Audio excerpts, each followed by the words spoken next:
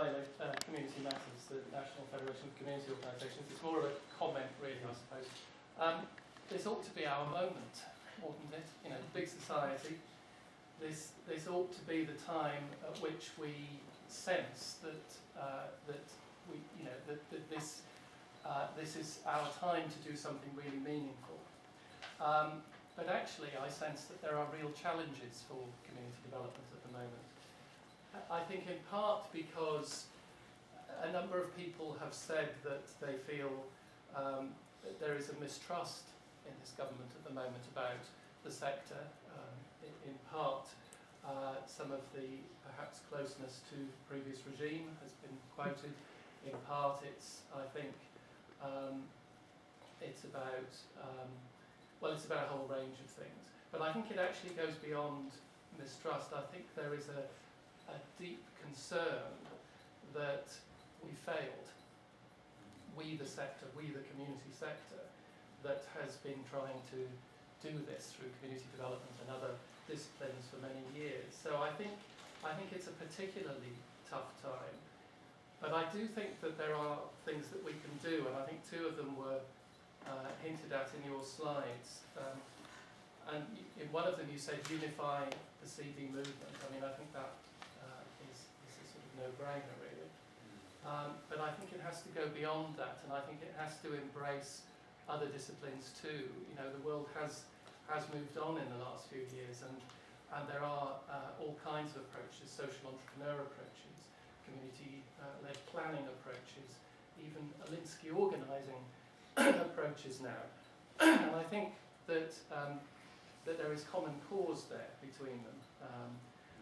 And I think the second of your points that I would point to is improved partnership working between local authorities, communities and civil society. I don't think the big society does mean that communities have to do everything on their own. I think there has to be partnership with the state, and I think it will fail if there isn't partnership with the state. And I think actually that's where community development has a tradition that it can call upon. So I think that's got to be part of its answer. David, I think you're right, this ought to be our moment, but I think you're also being very honest about the fact that for whatever reason the movement is tainted with being part of the past, and that's an enormous challenge, it seems to me, not to whinge, but to find a way of finding evidence and examples of very effective practice under whatever label it has taken place. I said in the panel that one of my favourite examples is a friend of mine who, at the age of 30, became head teacher of Grove Primary School in Handsworth in Birmingham. And he stayed as head teacher of that school for 23 years. Challenging teachers, challenging pupils, challenging parents, developing a community so that you can see he has practiced with others long-term community development. He's not much known in the community development field, he's known in the education field. And I think you're right that finding the way in which those principles are used at the interface between public service and their community. I mean, I agree with almost everything that David said, so I'll be very short. But I suppose I was struck by what felt like a lack of context in, and I'm sure you covered this on your panel, but a lack of a sort of broader political context, and people have already sort of flagged that up, but it feels to me there is indeed a huge threat to community development at the moment. It is not liked by the current government, and we are told community organising is absolutely not about community development. So I suppose one of the things that feels important is to look at community development as being something that doesn't just happen within community development agencies or the community sector. More, it is an approach to development that can be evident across, I mean, slightly as David said, a whole range of disciplines. And actually, is there not a community development component to really good social enterprise, for instance? And maybe that's the kind of language that needs to be developed. Ben, lack of content. Is it? No, it's context rather than Context. content. Can you say more? Well, I mean, I think put this back as a challenge.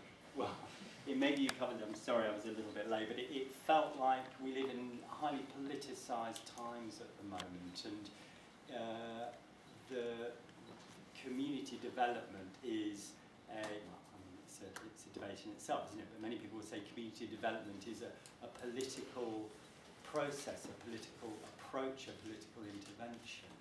And I think my sense was I didn't quite understand how you located community development within the politics of today, I guess, is what I was saying. Okay. Well, I think there are two answers to that, and then I should hand back to the chair. One was that the panel had within it a range of political perspectives, and they were fought out in a way that was friendly but quite tough, and there were very different voices. And I mean, perhaps this is the point at which I should really appreciate the important work done by Mark and by Alice and other colleagues in CDF in finding a way of drawing together a common narrative out of what was quite a disparate set of voices and competing voices. And I think the way why that was possible was because part of our analysis of the context is that we're facing problems, systemic problems, challenges, restructuring of the environment, the context, the economy, politics and society, which actually go beyond all past solutions. So left and state solutions are not actually working, private market solutions are not working. There's a set of complex problems facing societies and communities that stretch everyone to move beyond past positions. And that means that you may have different political values, but the set of problems there to be engaged with. So we very much focused on the material. What is it that's going to happen in Hillfields, in Coventry, over the next 10 years? So I don't think we dodged the overall political climate, but said that that's a past set of problems. I mean, I actually think myself, the distinction between left and right is very unhelpful at the moment, just as the distinction between public and private is very difficult to sustain. We may have got trapped into wrong categories. The important thing is to engage with problems with citizens and communities and have that debate with them to create a public that is capable of developing